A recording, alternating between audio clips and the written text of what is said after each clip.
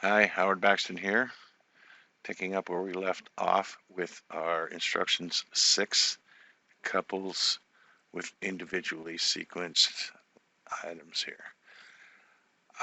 We finished up 2, 3, and 4. We renamed our note cards to this simple thing, and we need to move on from here. Okay, so next in step 5, we need to add our timers. And also some unsets. The timer is going to time out, and then it's going to do this function for us, which is to run this sequence 1.2.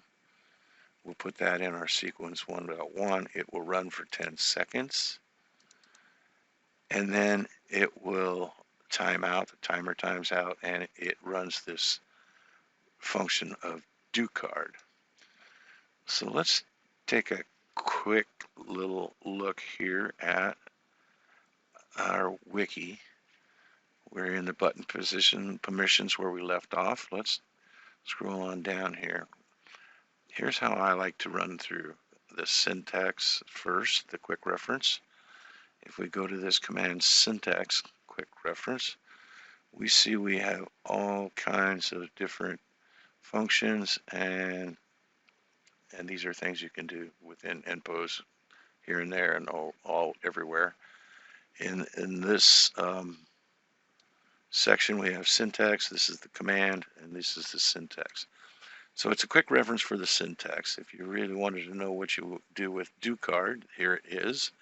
And it shows you a quick reference. It's just a do card, a pipe, and the note card name that you want to do or run. If you need more information about that, you can always come over here and click on the command. It's a link to a more robust explanation. And in do card, here's your syntax again. It loads and executes the contents of a note card after the current card is finished. Okay, example, do card set sit 1 or do card this card, meaning nPose will run any card even if that card does not have a menu button. Okay, there's one more we need to look at, and that would be timers. This is we're still in a different place. We could go back to where we were, command syntax, go back down here and find timers. I think I put them all in alphabetical order. And we can click timer. Here's your quick reference. Timer is the command. There's a pipe. Then there's a string for timer name. And then there's a pipe. And there's a CSV list of seconds and a pipe. And then whatever command you want to run after the timer. And we can click and go to the timer.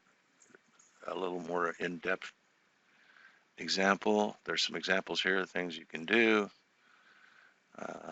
And then we look at timer remove, because we'll be using that as well. The syntax is as follows: timer remove, a pipe, and a list of the names you want to remove.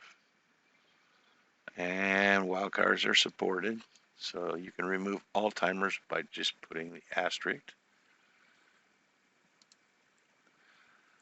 And on and on and on. Timer remove red apple removes the timer with the name red apple. Timer remove red apple, comma, green apple star or green star removes all the timers by the name of red apple, and also removes all timers with the name beginning with green. So you can see how we're using the asterisk here, or the wildcard here. Green star. Starts with green, but ends in all kinds of different things, whatever your imagination can dream up. Okay, so now that we've gone through that, we kind of know what we're doing here. So we're putting in a timer, we're going to give it a name, and then we're going to put the time in that we want to run, and then we're going to do a do card command and add the name of the next card to run. So the next instruction is in seq1-1 add, and we have 3 lines we want to put in there.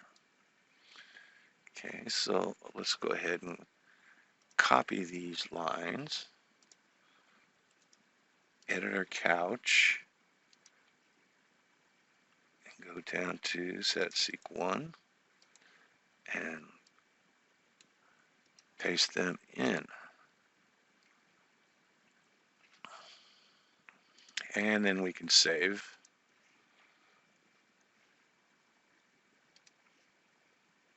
And close. It doesn't give us that instruction, but we know we need to do that. And we can close this card. And in seq1-2, we want to add these. So let's copy these. Go down here to seq1-2, paste those in there. Now you notice this one has a T2 for the name, and we're actually going to remove T2. Unsit is another function I guess we should look at. On unsit, we can put a command in there and hold off until such time as a sitter exits that seat. So a sitter in seat 1, when he exits that seat, like he's doing another note card or someone's asking him to do another note card, such as this one, and he's exiting the seat, so this one will run for seat 1. And actually in this case, probably going to do both seats, so both of these will run. So we're going to remove this timer. It's kind of redundant, but what if seat 2 doesn't move and seat 1 does? And vice versa. What if seat 2 does move and seat 1 doesn't? So we would definitely want to kill this timer. And I'll explain a little bit more about that here in a little bit. So this is 1-2. Let me save that and close it. And 1-3. Let's copy this and paste it here. And as you see, we've got a different timer name yet. So, and there's a really good reason for that. If we were to use T1 in all 3 of these, when we get to the unsit and remove timer, if we're removing T1, do we want this card or the previous card or the next card? So we always want to make darn sure that we're telling nPose to remove a specific timer, not one at random, because it may get confused and pick the wrong one. Okay, so at any rate, that's closed now. Or saved and closed. What's next? Step 6, make a card in your inventory and name it set couple 1 start. Okay, so let's copy this name, go over here into our working folder and say new note card, paste in that name, and there we go. And edit that card and add the following line. So let's just go ahead and copy this line, copy, paste. Now if you remember up here in our sequence 1, we've got a timer that waits 10 seconds and then it does a do card and it runs another card. In here, we're not going to wait. We don't want to wait on the timer, so as soon as somebody clicks the start, it's going to run this command, which is to tell nPose we want to run that card. So let's go ahead and save that and add it to the couch. So let me close it and add it to the couch.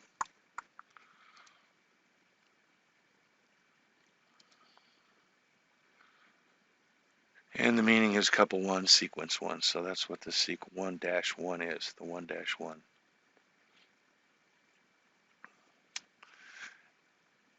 And in step 7, it says, now we need to secure the couple 1 so that it is private to that couple and not allow anyone else to start their sequence. So how do we do that? 1, we can also use this card to send a message to the menu user about stopping the sequence. I think we'll ignore that part. Let me edit this thing. I'm going to leave it in there. I changed my mind. So make a card in inventory and call it set couple 1 and put a permission on that card. Let's copy that. Make a new note card. Paste the name in. And then let's edit the note card and copy this in.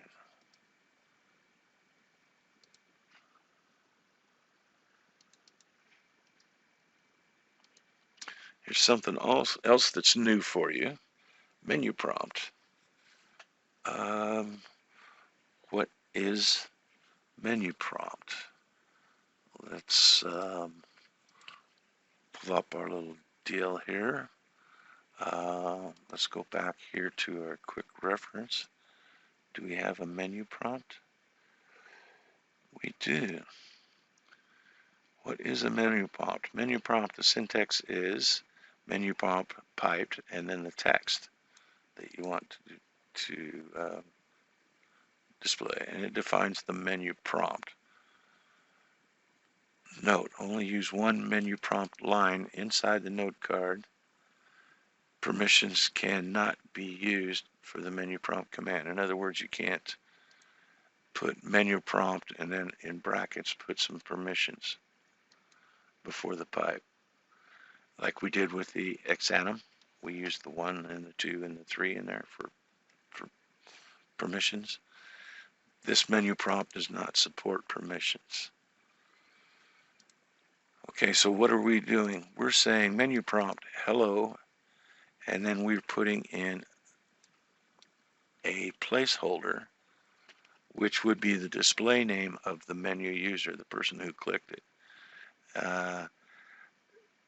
This keyword display name surrounded by the percent character is actually a placeholder and will be replaced with the display name of the menu user.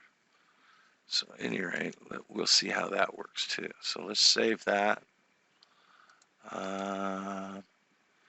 Close the card and add it to the cache. We have finished with the couple 1 and on to couple 2. Let's test that out and see how it all works right now. I'm going to add that in. Oh. Now let's touch for the menu. Oh, I had a little problem a little while ago, and I had to actually put in a little troubleshooter script. It's a nasty thing, actually. I'm going to delete it out there because we don't want to see all that chat. Just for the touch, there was like 15 lines. Okay. Now we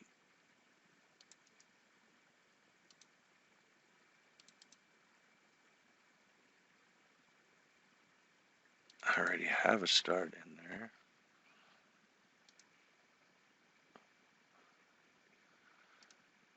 And our couple 1 is there, but we don't see this menu button called set couple 1.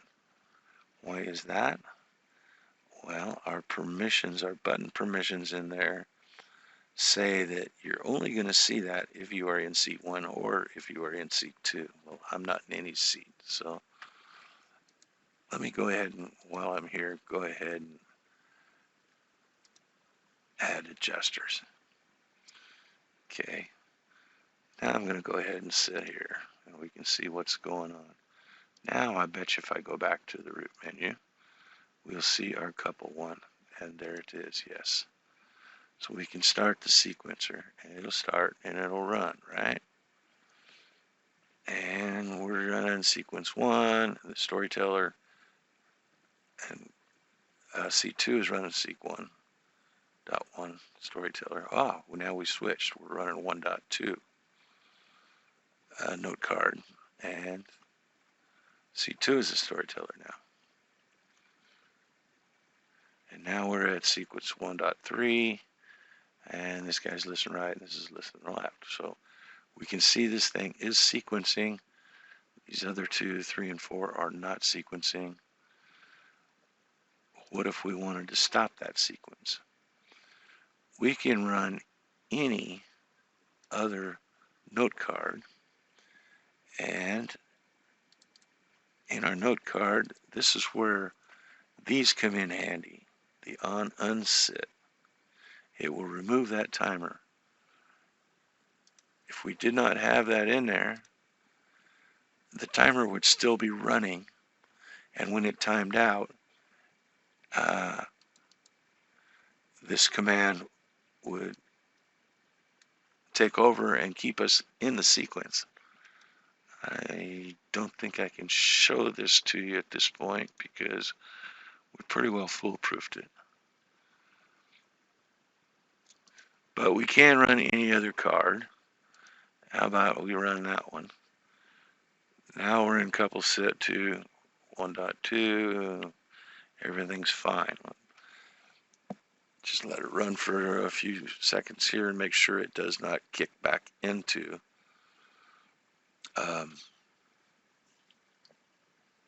the sequence.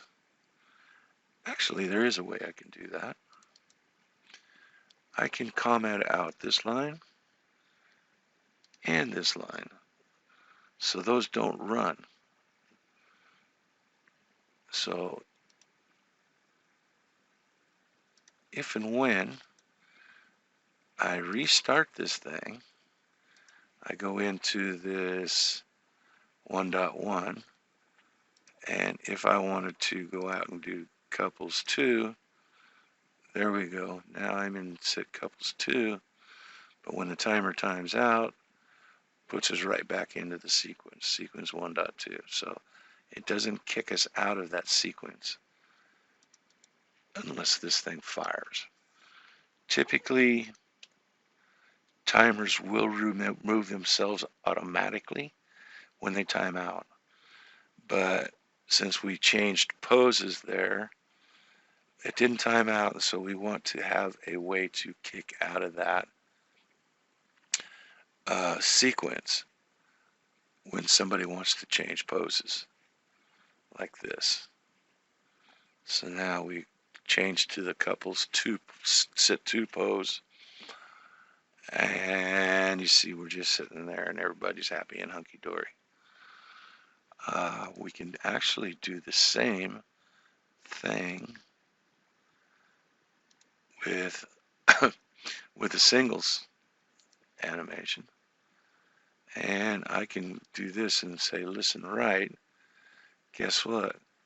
That's going to kick us out of this sequence. You see C2 is still running that pose, but the sequence has stopped. So he stays where he was at because I only changed one.